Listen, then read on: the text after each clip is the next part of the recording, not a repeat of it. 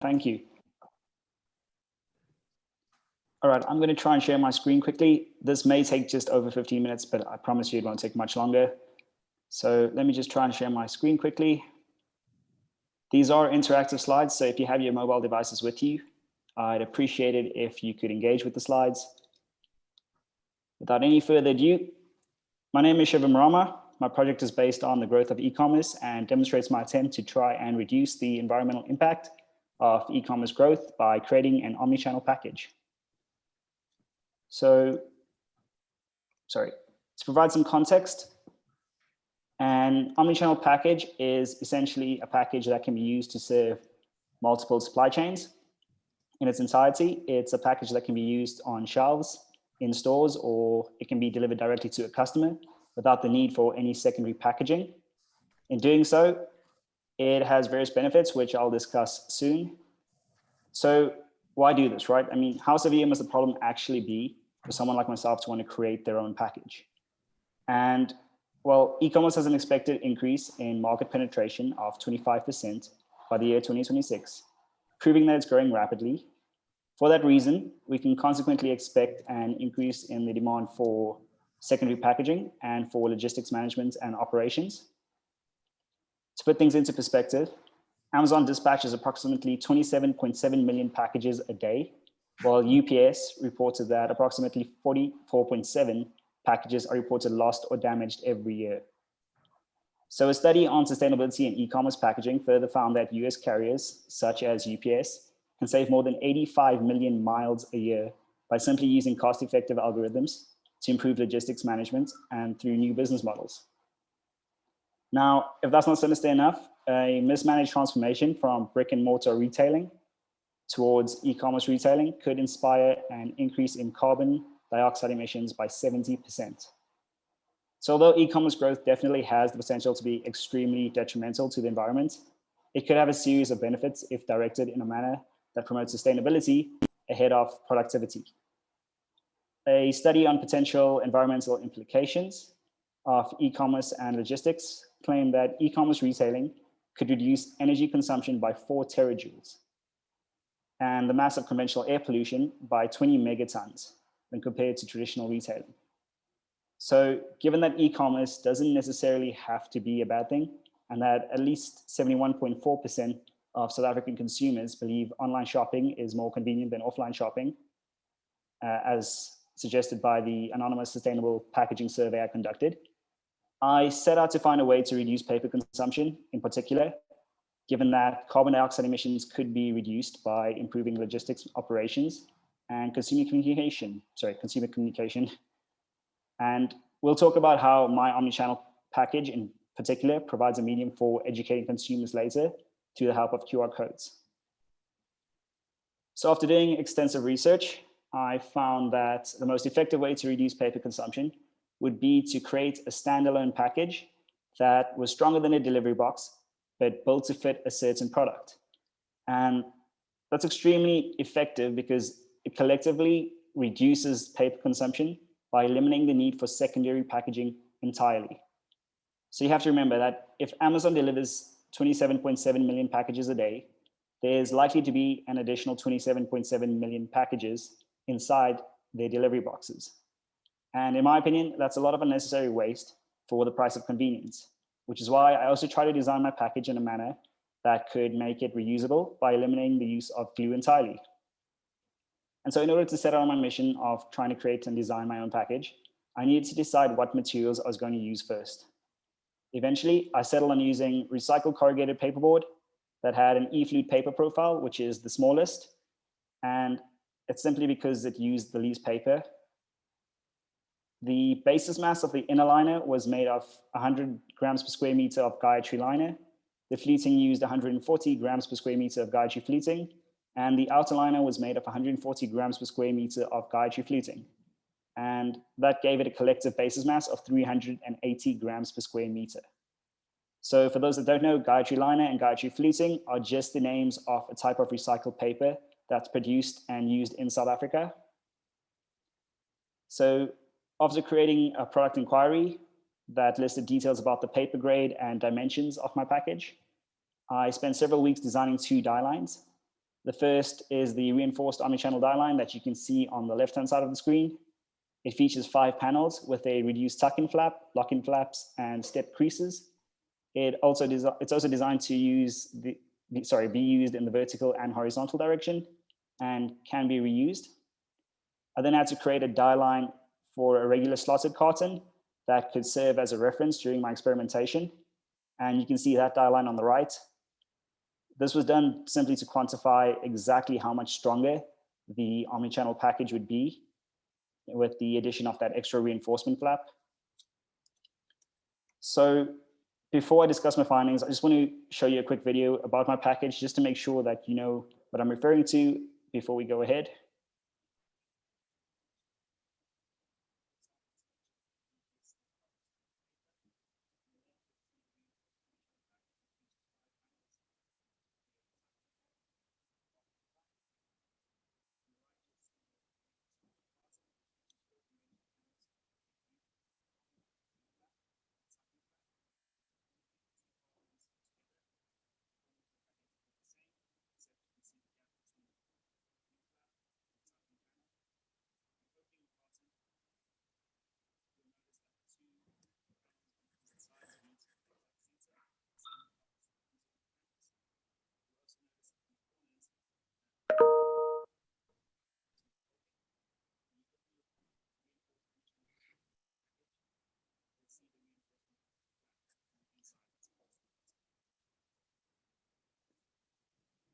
So after creating the samples and running several tests on the 2 die line designs, I found that the omnichannel package could withstand just over 24 kilograms of force, more in the horizontal direction, and just over 1.1 kilograms force in the vertical direction. So this ultimately meant that my package could withstand just over 83 kilograms of force on Earth before collapsing due to the addition of that reinforcement panel alone, which was pretty impressive in my opinion. The average basis mass, the caliper, edge crush, and flash crush tests were also at a satisfactory level and complied with the regulations and demands of the industry. That clarified that my paper grade was essentially made of the right combination and of a satisfactory quality for use. So with clear evidence that the omnichannel package could reduce paper consumption by eliminating the need for secondary packaging and improve compressive strengths, I decided to explore the use of QR code incorporation into my omnichannel package as another method of reducing the environmental impact of e-commerce growth, particularly carbon dioxide emissions. So with at least 51% of surveyed consumers claiming that they would be willing to scan a QR code for additional information, the possibilities of using QR codes to improve logistics operations and customer interaction were looking extremely promising from my end. As a result, I decided to explore how I could use dynamic QR codes and static QR codes to further benefit my reinforced omnichannel package. If you have your phones with you, I'd appreciate it if you could open your cameras and point it towards that QR code on the left. The other QR codes will direct you to the same page, but won't provide me with the same feedback. So all you have to do is just point it towards that QR code, scan it, and there'll be a link that pops up in your camera. You just have to tap on it. If you don't have your phones with you, no worries, I'll show you what it does. Please bear with me. I know it's a lot of information, but we're almost there. So dynamic QR codes are particularly interesting because they're able to relay information back to us in real time. And I'm going to actually show you the benefits of dynamic QR codes by simulating things from the view of a supplier. If you scan the QR code, you should have been redirected to a website by the name of Kudu that I created to simulate an e-commerce business that sells tea and candles, both in-store and offline. So I hope you can see this. I'm sure you can. It says your screen. Okay, thank you, Dr. Eldersley. So this is Kudu. This is the website I created. It's essentially a non-functional e-commerce store. As you can see, I only have a few items visible in stock. Now, if I, as a supplier, just received stock, I could edit my website, and the next time you scan the QR code or open my website, what you see will be different. So essentially, if you scan the QR code again, which I'll let you do shortly, what you'll see will always be updated no matter when the code was printed. So let me just open the CMS file. As you can see, this is the website, kudu0.webnode.co.uk. This is the CMS file where I can make my changes. And I'm just going to show you exactly what happens if I add my products or manage my products. So let's say I just received stock, and now I suddenly have a bunch of new tea. I'm going to say show in store. And what I'm going to do is I just want to make sure it all shows. There we go.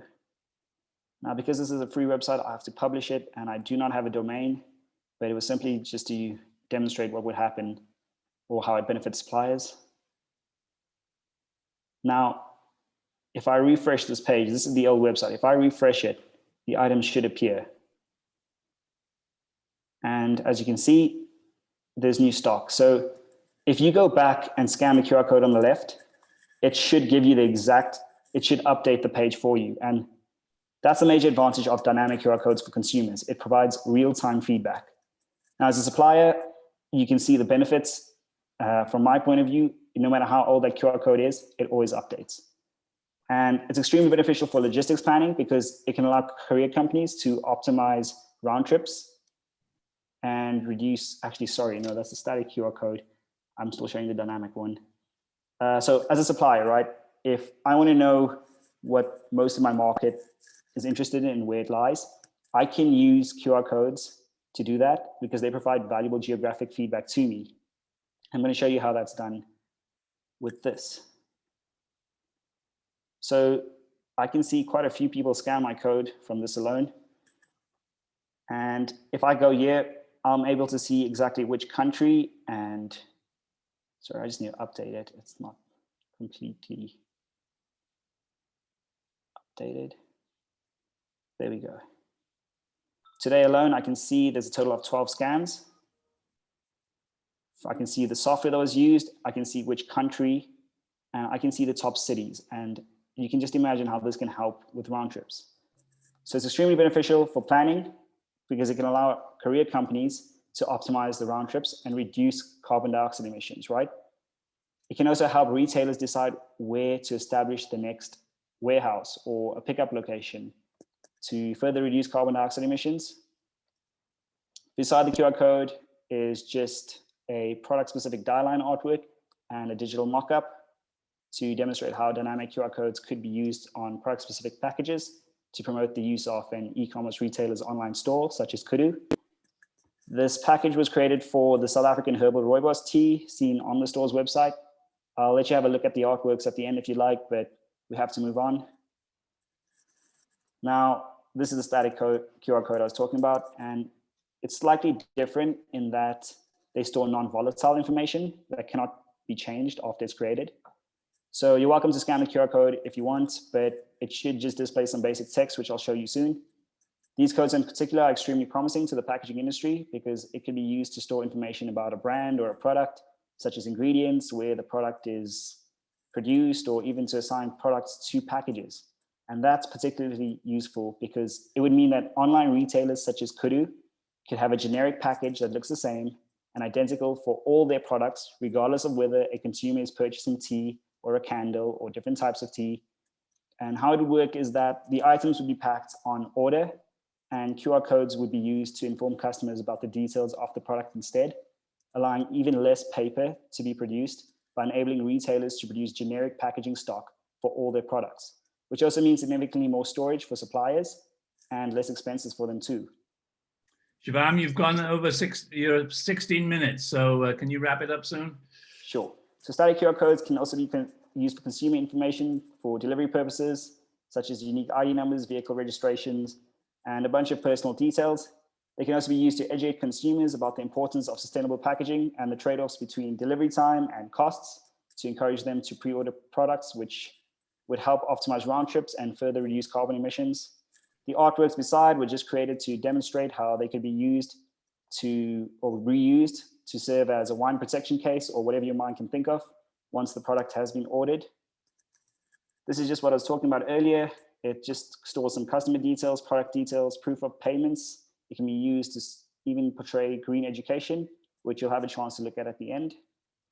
And that's essentially it. So in conclusion, my package provides extra protection by increasing compressive strength. It reduces paper consumption by eliminating secondary packaging. It can reduce carbon dioxide emissions through assisting in logistics management and optimization. And it's made from recycled material and is reusable. So it allows consumers to interact with it and can thus be used to educate the general public. On the bottom left, if you'd like to look at the website again, you can scan that QR code. If you'd like to look at the video I portrayed or demonstrated, you can scan the one in the center. And if you'd like to take a look at the customer information, you can scan this one, but I'm just going to go back so you can take a look at it. Thank you. Wow, Shivam, that's pretty much of a tour de force. So it sounds like it all makes very good sense. So why isn't Amazon already doing this? So at the moment, Amazon's looking towards it. And the greatest problem at the moment is that I have the package here and I'll show you exactly why it's not ideal. For one, customers still care about the way it looks. And it looks okay to me because I don't really care about packaging much. But if you take a look at the flaps, they're not very neat and they don't look very nice. And to produce a carton like this is not productive or as productive as a simple box that can self-erect and be folded with machines. Now, because this has 5 panels, and I'm going to open it up for you, like I was showing you, there's the internal panel. It looks like a normal box and it folds up into 5. When you try and stick this on a pallet, they usually fold in 2. And because this has 5 panels, it's not symmetrical, which means that if you stack more than, let's say, maybe 5 layers of this, it's going to collapse because it's uneven on one side. So the general, I think at least the main problem is that it's not very effective for automatic folding machines. And big operations like Amazon don't pack their products manually. So how do you get by that? So my general focus, I thought about this and I thought maybe the target should not be the large courier companies such as Amazon and UPS, but for omni-channel retailers like the Kudu website that I have, if you know you have a lot of customers in store and online and you pack your own goods and you've got your own courier company or courier service, you could use these because you're essentially not having to automate anything. So this would help you reduce packaging stock. And of course, it's not applicable to all items like China for one, but definitely for items that are a bit more rigid and less fragile. So you've shown us one box. Boxes come in all shapes and sizes, though, right? So presumably you can scale this to different sizes. Is that right? That's exactly it. So this one's scaled to the exact size of a wine bottle, so that it can be reused for beverages to store them for transportation, or if you want to reuse it. And it's supposed to have that versatile artwork on it, but I couldn't obviously print it because they're very expensive to make. So you don't use bubble wrap, and you don't need to use the little styrofoam beans in these packages? So these packages in particular are actually designed to fit the product. So let's say you're packing a senior, or if this was much smaller, let's put it that way. If this was on a much smaller scale and it was packaging a wine, or not a wine bottle, a cell phone, it would still come with that internal protection, but you wouldn't have to put this cell phone in another box to receive it. Yeah. And that's essentially it, because it's strong enough to be a delivery package, but it's meant to fit whatever items inside of it. So it'd still have a bit of pre-packing, which hopefully would be made of paper for the environment, but I don't unfortunately get to decide that. Okay. All right. So I had lots of other questions, but since I think I've used my time, as they say. So Meg, why didn't you go ahead? Thank you. So Shivam, wow, that was a really dynamic presentation, and I love the interactive piece. You've kind of got 2 missions here. One is the packaging piece, and one is the push of the QR code. So I guess I'm curious, for the packaging piece, how did you test this? You know, do you have the ability through your family's company to use like a lab to test some of this information? So I speak a lot more about this in my product paper, but I did most of my, or all of my work at Golden Era Group of Companies. And essentially it started with creating a die line, and I consulted an expert in the field to help me just create or try and make it more precise, because I think I went through about 11 or 12 different samples before actually making the physical sample itself. And once that was finally done, as I said, I produced the 2 samples. These are the last 2 that survived, at least. I've got the tests here. I ran several tests on them, ECT tests, flat crush tests. This is an edge crush test. And I had to weigh the basis mass. And I used their quality control lab, which they were very kind to let me do because they were very busy at the time. And that's essentially how I was fortunate to actually do my capstone. I think it really helped, and they were very willing to help me use the equipment. So yeah, I went through the full process, and obviously being in the family business at the moment, I had enough knowledge to pursue something so daring. No, that's fantastic. And I think, obviously it's got some real world feel to it, since you were able to do it in a real testing environment. Remind me what your concentrations are, and then also what are your next steps? Are you hoping to roll this out in some aspect where you are? You're the perfect candidate for a gap year fellow, someone that wants to go off and build their own business, but you obviously may have some opportunities there. Yeah, so my concentrations are in print management and packaging science. And so as much as I'd love to actually take this through in South Africa, or at least push for it, we don't have the market for it. E-commerce is not exactly a major growth in this country. We're still a third world country, and oftentimes if we try to push something like this, the package will get stolen. And that's the sad truth of it, but Sure. Hopefully one day in the future, I can try and push something similar to this. This definitely isn't an ideal package, but I think it's a great indication of where the industry is moving towards. Oh, absolutely. And then I guess my last question is, for your survey, who was your audience for that? And how did you gather up your information? So I speak about this more in my product paper again, but it was directed to the general public. It was not as you know, I went through all the processes I needed to, but it was directed to the general public and consumers within South Africa, and it was anonymous. And I mainly got my results from social media. So that's essentially, I wasn't in control of who could get it, or I didn't really know all the respondents, but I do know that they are South Africans. Great. No, that's fantastic. That's what I was curious about. And so many people now, have the good fortune of using social media, which means you can get some immediate reactions. So fantastic job. I really enjoyed that.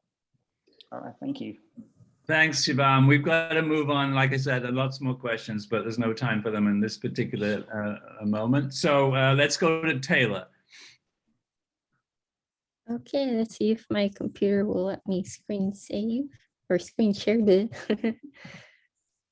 Okay, can everyone see that? That's good. Yep, okay, good. So I'm Taylor Reese, and my capstone project was based around making a little short animated, I don't really think film would be the right word to say, so it's just an animated short called the Crtstalfly Guide. So obviously main goal was to just create a little animation. I wanted different locations to be shown, mainly it starts at a beach. You travel through the jungle, then you eventually find this cave system, where within the cave system there's this like old ruins, kind of like a city, kind of like, you kind of think like the lost city of Atlantis kind of feel.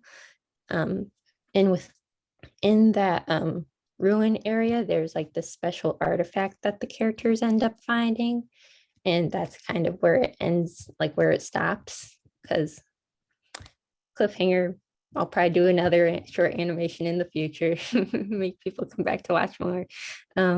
It's about a little under 1 minute and 30 seconds long. The main two characters are a night wisp and a Crtstalfly. So I did do like a little bit of world building along with making the animation. So the two programs I used were Procreate and Adobe After Effects.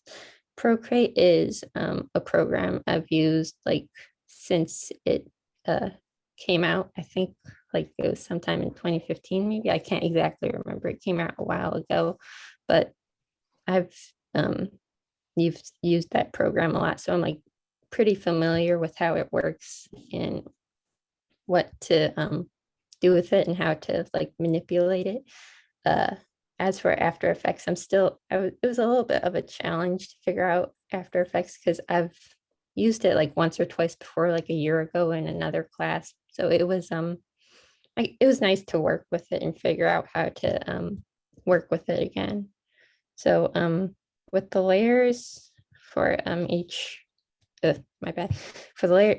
landscape I made had a different layer to allow it. So when I went into After Effects, I would be able to move it more easily without manipulating like anything else. Like if I just wanted the grass to move, I didn't want the whole like to move a rock and have that sway because that's physically not possible. So the layers really helped in that aspect. So for the characters and just the landscape in general and the general idea of where I wanted the story to go, I made thumbnails for just to get the basic location idea and the composition that I wanted, but I did obviously just do every single like idea I had because the way I was going to manipulate the scene was where I made them a little bit bigger than necessary, so that way I could zoom in a little bit and make the scene go longer in a way, if that makes sense. And then for the characters, I made like reference sheets for each, and then also just a sketch page to help me with their personality and what they may look like. I mean, what they may interact and how they move. And then I also did cycles for each one. So like how they would walk, how they would look when they're running, or in like the Crtstalfly in that way, in that matter, how it would fly. So these are some of the thumbnails.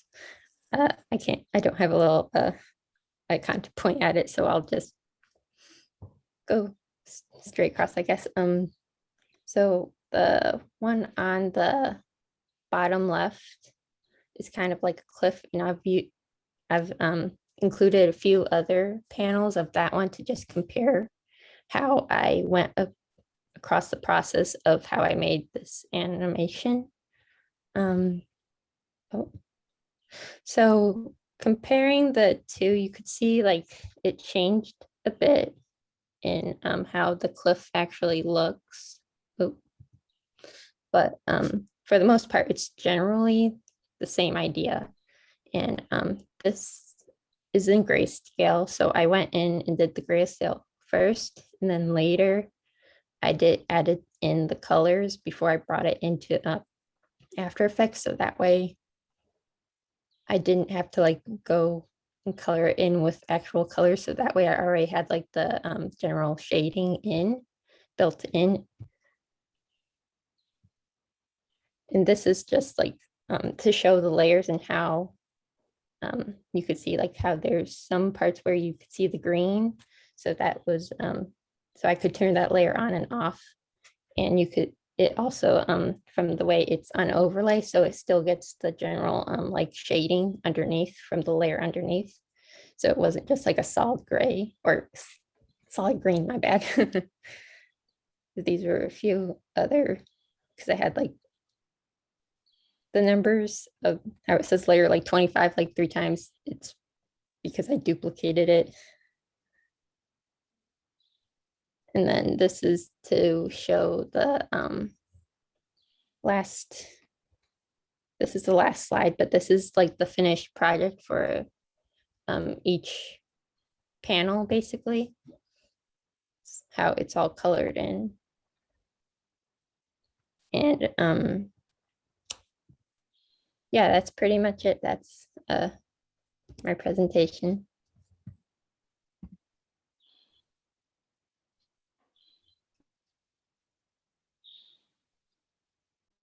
Oh, sorry, I think you're on mute. Meg, would you like to go first? Sure. So, wow, what a creative undertaking, Taylor, with so many pieces to build together to make a final piece. Are you able to share the short with us? I was actually thinking of like sharing it at the symposium so that way it gives people an incentive to come look at it. Yeah, absolutely. You can also share it here if you want to, but I understand if you want to hold on to it. So what are your plans moving forward? And I guess I would ask, what is the biggest takeaway from a process like this in terms of maybe applying this to future job opportunities? I think the most important one that I got from it was even if it like seems difficult, don't give up because you will be able to finish it if you keep going. Because there were moments where I felt like, oh no, did I pick the wrong thing to do for my capstone? I don't think you're alone. I think there are many people that have that same thought and actually end up pivoting a little bit. So what are your plans when you're done? Is this your graduation semester? Yep. So I was like mainly planning to do some like freelance stuff afterwards, but I'm also going to aim to apply for some jobs as well.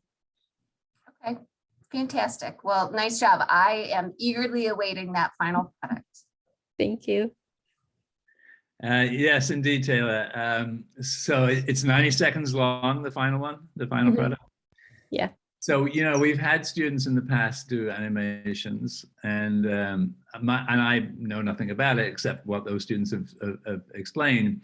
90 seconds is quite a big chunk of time. I mean, it doesn't sound very long, but from what I remember from what other students have said, you know, it's rare to go over a minute. I mean, even a minute is pushing it. So if you've got an animation that's 90 seconds long, more power to you.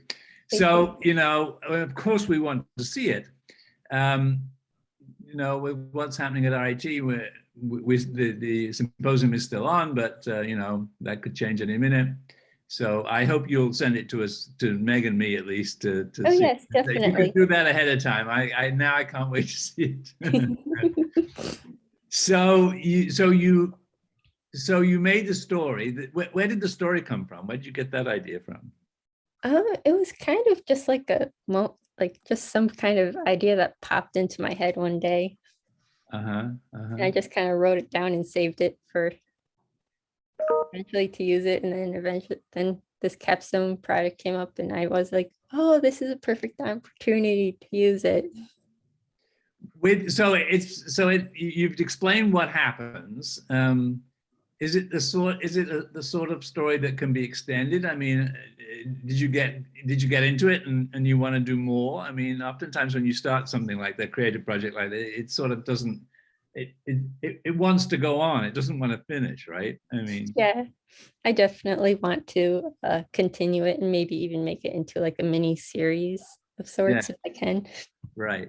That would be really cool. Now you've mastered the skills involved in doing it. So can you quickly run down what you now know that you didn't know at the beginning of the semester? I'd say like program-wise, I know how to use After Effects better. I have knowledge of that. I think just maybe I also kind of learned more patience because yeah, they're like when times like when I would get like kind of discouraged, I also was like a little bit like I guess irritated that like I couldn't figure out something, but eventually I sometimes just have to step away from it for a moment and then come back and then it's like, oh, okay, now I know what to do. I think we've all experienced that. Okay, we got to go to Lila. So nice job, and I can't wait to see the finished product. So Lila, why don't you take it away? Everyone. So I'm going to share my screen. There we go. Share, and then let me present. Oop. Okay. So for my capstone, I decided to focus on a research, something that I've been interested in recently, and that is how social media is playing a role in our political world. And I wasn't really sure what exactly it was doing. Like, yes, you can post something, but what is that exactly doing in our political world? And obviously in recent campaigns, social media has been a huge influence on our decisions and our politicians as well. So after doing some research and digging, I found out that my argument I was making, what social media is impacting on politics, is that it is an unreliable political narrator. So how social media started, it started with platforms like Facebook, MySpace, Twitter, Instagram, and YouTube. And the main purpose for creating social media was for us to like share daily life content, such as posting about our fancy dinners at local restaurants, sharing pet photos, vacations, and like social gatherings. It was meant to be a way of like bringing people together into your personal life. It was a very self-centered, these platforms are designed to be self-centered. It was you being able to show your life through the lens that you wanted. Well, social media still does play that role. There has been a turnover shift of it becoming a political source. I mean, I've seen my peers go to Instagram and Twitter as a way to get political information. Well, that's like amazing, but also there is a bit of unreliance to that because again, social media doesn't always have accuracy, just like we edit our photos. We're able to sort of manipulate the political language that's being used. So in order to figure out why we are there now and what it's doing, I wanted to backtrack to the beginning of politics. And obviously, I had to go back to Plato's Republic. I am taking a philosophy class this semester, and this is where I found most of my information and where I was passionate about talking about Plato's Republic. So yeah, Plato wanted to design what is known as like a politically correct society or a perfect society for citizens to live in. And in order to do that, he described us to have political leaders that had set morals and that their goal was to ensure safety and to lead in pure honesty and to avoid self-interest and to make sure that each citizen had a sort of a place in society. And that was like for people to do what they want that has a contribution in society, such as fulfilling their goals, doing their careers, etc. In order to find a politician to lead a politically correct society, Plato mentioned having that leader be who is the best narrator. And the best narrator is someone who sort of has like storytelling and is able to tell accurate, beneficial lies. Now, beneficial lies was something that I was really interested in because there's a bit of a contradiction between those, like lying and beneficial. I would categorize beneficial lies as like little white lies that are told to sort of lead into something better. And again, that's just about who can tell the best story. Plato was really into dialectic battles. And we sort of see these beneficial lies play out into our society today by telling sort of fabulistic stories about figures in society that helps influence people to be a better citizen. By that, I mean, like, for example, growing up, I learned about honesty in school by Honest Abe or Abraham Lincoln. The story that was often told to us was that Abraham Lincoln went to a local grocery store and was given back too much change of something he bought. And when he was walking home, he realized that he got the wrong amount of change. So he walked it back and gave the excess amount of change to the store clerk. While that story may be accurate, and to some degree, there is some sort of exaggeration to influence us to be honest citizens in society. So this whole narrative storytelling idea that Plato had for our politicians does play out into today's society still, but it's being controlled through social media, which I found super interesting. So this is where we are now, going back from Plato into here, is that we gain all of our political sort of source through the internet. And the internet has like Facebook, Instagram, TikTok, Snapchat, those sort of platforms is where we're getting our resources. While those are helpful to have your phone in your hand or being on a laptop to gain information quickly, there is a bit of a downfall to be able to do those because we don't really know where our resources are coming from. Back to like Plato's idea of a storyteller, a narrator being our politician, that was sort of one figure, one person speaking, but here we have many voices on the same topic. So we're getting very different point of views and perspectives on things. So it's kind of hard for us to get one interpretation. So social media is very performative. It is a place of people to sort of create the image they want. And that happens in politics as well. We see this a lot happening with young adults.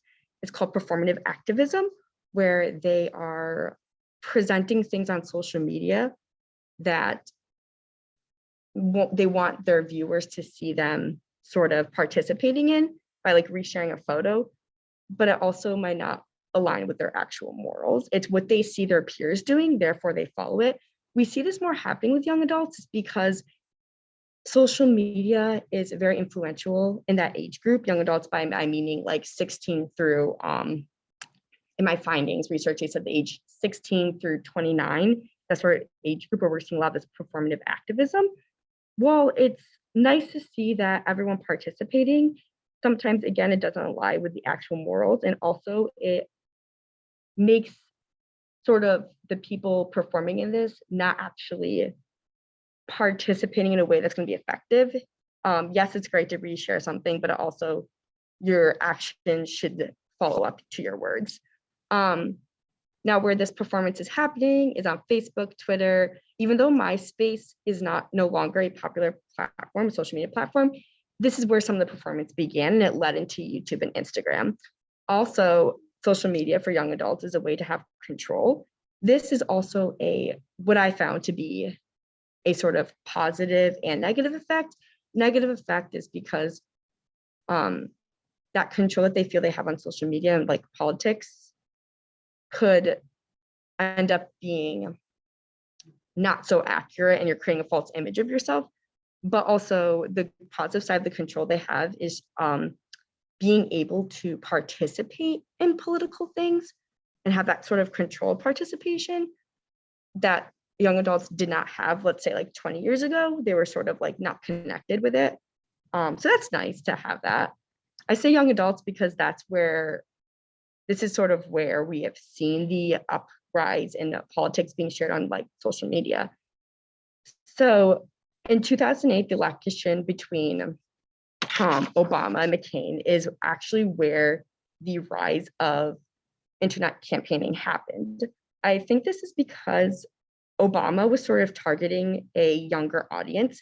His campaign cared a lot about issues that would affect the younger generation rather than the older generation. Therefore, this made young adults care.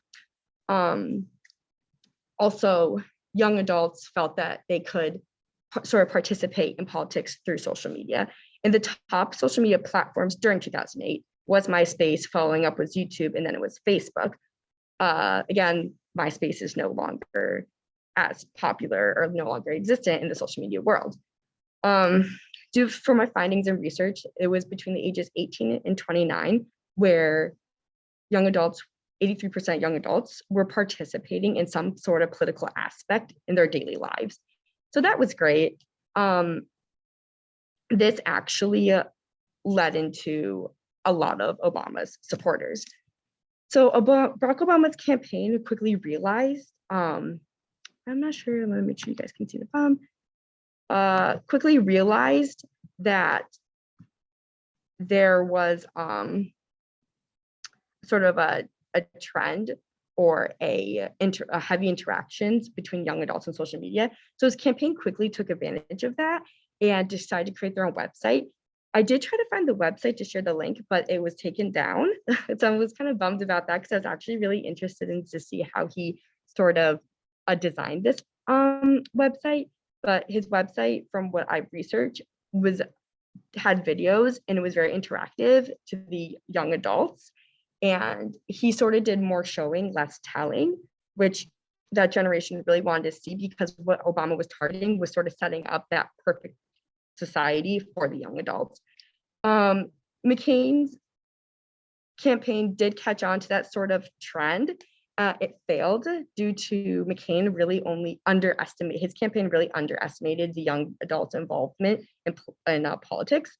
So while he did have like his own internet campaign, social media, it only was accommodating the older generation, and it did a lot of like, again, I tried to find this platform, but it was no longer existed. But from what I saw in my research, that it was very word heavy, and it just sort of was targeting an older generation. And during the time of 2008, the older generation wasn't using social media as a way of gaining their political information. So while 2008 was a success for Obama's campaign, he also, like, that's mainly how he won the election. And we were seeing sort of a positive effect that social media was having on politics.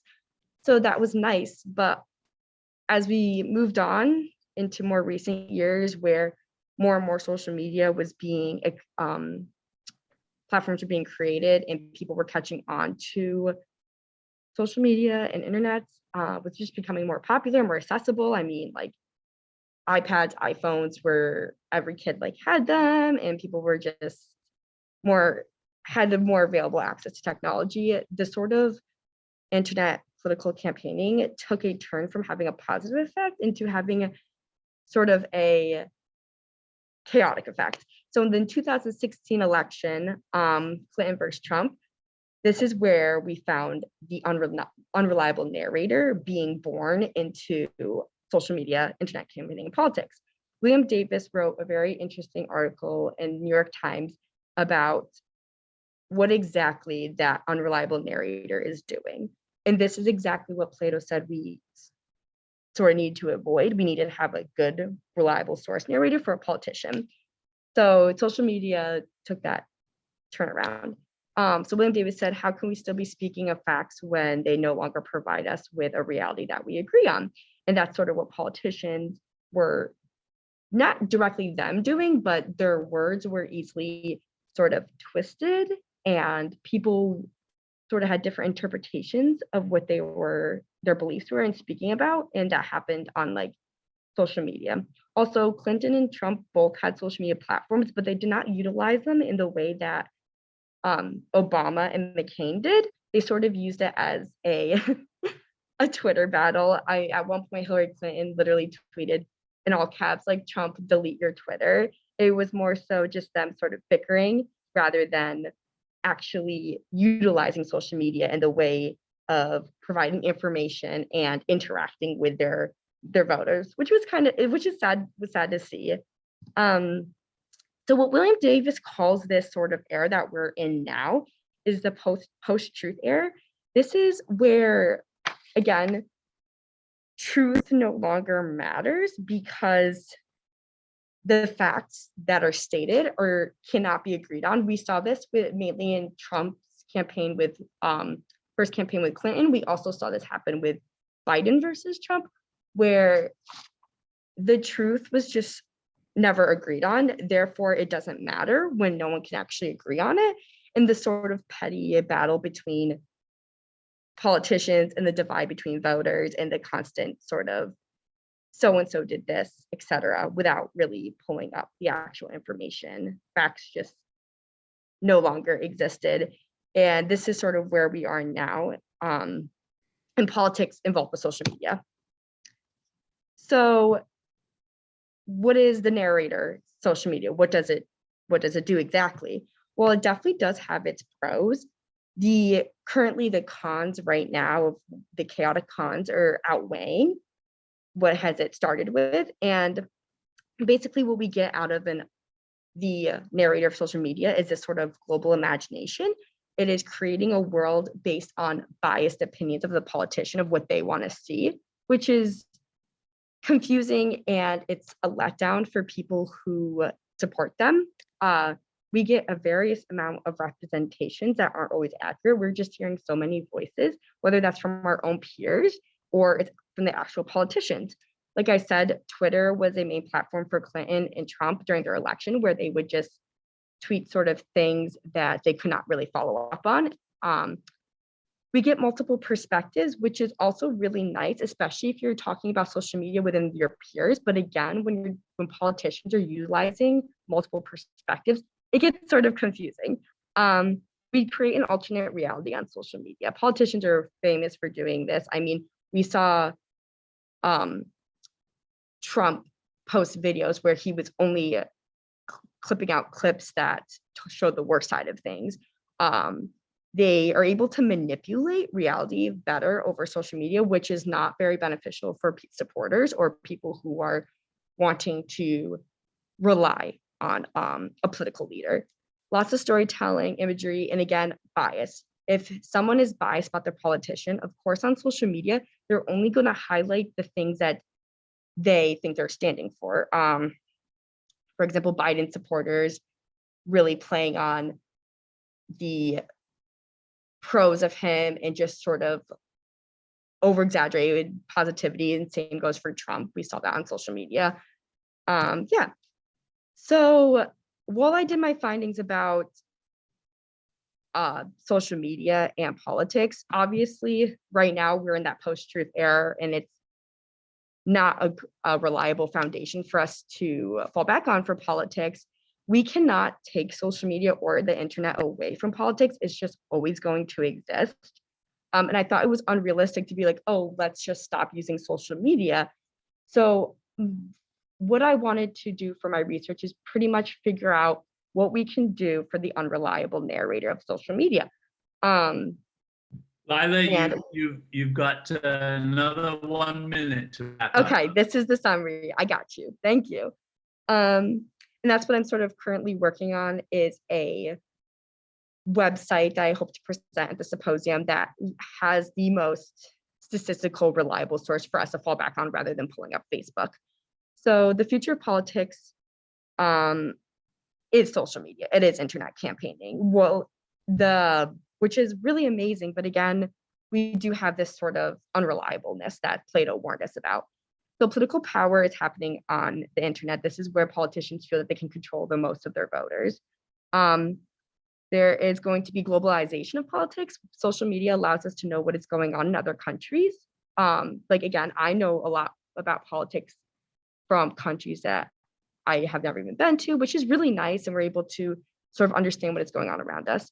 There's going to be a direct appeal to voters, which is great too. That's what Obama did. He really highlighted what he wanted to do. And that really is good for persuading your voters. There is going to be a growing availability to politics, which again, I really like, because social media actually and internet campaigning gave me the opportunity to be involved in politics, because my family was never really a discussion about it. So I do like that. The main pro that I saw is that there's going to be an increased level of journalism within jobs, because that's what's going to help us avoid this whole unreliable narrator. We're going to be producing more jobs for journalism who can give us professional, unbiased truth about politics. So that was something I would really like to hear, especially since my brother is in journalism, and as a writer and someone who's devoted to truth, I like that as well. And I really like seeing that. So again, while we're stuck in this post-truth era, I do see hope for social media and politics to turn into this sort of stable resource. So to circle back to Plato, I wanted to end it by a quote that he believed for politics, and it came from the Republic, which is, those who tell the stories rule society. And that's kind of what we see politicians doing on social media. They tell what they want to tell, therefore they gain the most political power. So yeah, that's my research. Really interested in politics these past couple of years. Oops. Stop screen sharing. Thank you, Lila. You've touched on an awful lot of points there. I really appreciated the history. I think that's important to understand, because primarily, and what I hadn't really thought about before is that it really started with the younger generation. Social media really started with the younger generation, but now it's almost like, you know, from my following the most recent presidential campaign, it was the older generation that were out there in front. You heard more about, you know, older people using social media and for good or ill than you did maybe 10 years ago. So that's an interesting progression. You know, I would say, you know, I'm also interested in politics. I would say that you have just an opinion. You have a positive slant where a lot of people don't see the positive aspects that you try to emphasize there at the end. Thank you. I do think that the notion of participation is huge, right? Because in the past, you know, you could get the information if you went out and looked for it, but it wasn't there, you know, in front of you on your phone screen. Yeah. So that is an interesting phenomenon too. So when you talk about Plato saying that those who tell the stories control society, that's true, but now everybody's telling stories. That's like where I started to get the idea. I was in class, it was like my first day of class, and my professor, he was like, we started with Plato's Republic, and he was talking about storytelling, and I was like, okay, but what happens if we're getting many different versions of a story? Because what we talked about in class was a lot of being like, oh, Plato's politically correct society would never function in today's society, and that was really the foundation we relied on. Was I chose Plato just because, again, I'm really like philosophy, and I was really interested in his thought process, if it has the capacity of lasting into our society today. And right now it's not, but I'm hoping we can kind of get back to that, of having like one reliable narrator in a way. Like I said, I think you're optimistic. Now, I don't have any more time to ask questions, although I would love to. I'm going to hand it over to Meg, but one last thing. Yeah. I don't know if you've already written your product paper, but, you know, oftentimes in a product paper, we hope that students will sort of project that what they've done out into the future. So I would like you to comment, if you would, on the recent, you know, Facebook's in a lot of trouble now. Yeah. Whether it can sustain itself is yet to be discovered, but it's still keeping its head above the water. But I would like you to comment on, particularly on Facebook, in relation to politics in your product paper, okay? I'm currently on page 11, and I'm in 2016 election right now. So I have so many resources. So yeah, I'll be sure to touch on that. Thank you so much. All right, Meg? So, wow, Lila, I really enjoyed that, and having and raising currently 3 young people that are in that age demographic that you referred to in the beginning. I think you hit on something really crucial that is changing so fast, and I'm not sure that we are moving fast enough to teach young people how to respond and react to everything that's happening. So a couple comments and then a question. One is, I loved your analogy of the social media performance and you know, politicians as characters and entertainers. I thought that was a really great analogy. My question is, what from your research, and again, I'll echo Stephen's comments. I really appreciated the historical context. I thought that made it a very rich presentation. What recommendations would you give to young people about navigating social media right now? So I say this having a 19-year-old who's almost 20, but a 19-year-old who recently, you know, will text me in the morning and just say, Mom, I just saw this on Snapchat News. Mm-hmm. And of course, immediately I'm like, Snapchat News? Yep, literally the same thing. Is that even reliable? And where is that coming from? But then again, am I in a position to make recommendations on a reliable news source? I have a few that I think that are reliable, but that is also coming into question. So I know we don't have a lot of time, but do you have some recommendations for young people? Yeah, actually, in my household, I have a 16-year-old and a 19-year-old, and I often get the same thing where I'm sent things, and my sister's like, "Oh, so and so did this." Like a politician, did you know that? Like Trump, oh, Obama, and da da da. This comes off of like literally her screenshotting a post from her friend, and it's easy for me to write out a text and be like, "You can't believe everything you see." I think we need to do more, and honestly, the bigger picture comes from when I'm sort of like trying to summarize and for what I'm going to do for my product is censorship, not in the way of like taking things back that we need. Censorship is problematic, but social media sort of being stated as like, hey, not everything you see is accurate. I mean, like the same thing happens with photos. My sort of advice would to be to younger people is to sort of emphasize or have sort of platforms emphasize that the reality on social media is fictionalized, that everything is up to interpretation. Also, I really would love to provide, if you want to get politically involved, I would love it to have some sort of network where it's just strictly politics and where it can actually, the system can sort of sift through and have a platform that has reliable news that isn't coming from social media.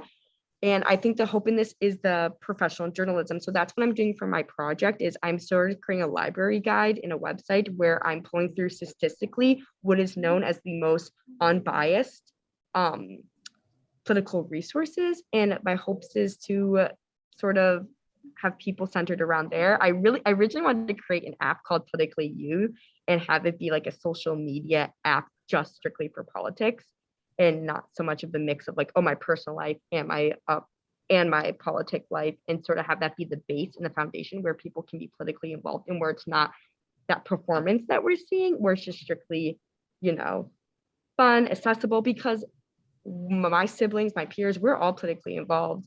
But I am hesitant to do it on social media just because, again, that sort of mix up of whether it is true or false or what sort of version we're getting. And yeah. Well, I have so many more comments and questions actually for all three of our presenters, but we do have to wrap it up. So I would just offer a reminder, and before Mel jumps off, I'll say thanks, Mel, for being here, and our other advisors. You all are fantastic. Just as a reminder, we are going to plan to keep your recording, but you can email me afterwards and just let me know if you want me to redact it from the final recording. We'll upload it to YouTube and provide some captions, and that's going to take a little bit of time, but be sure to let us know. You've got a couple more deliverables coming. You've got the Capstone Symposium from those of you that are able to be here for that.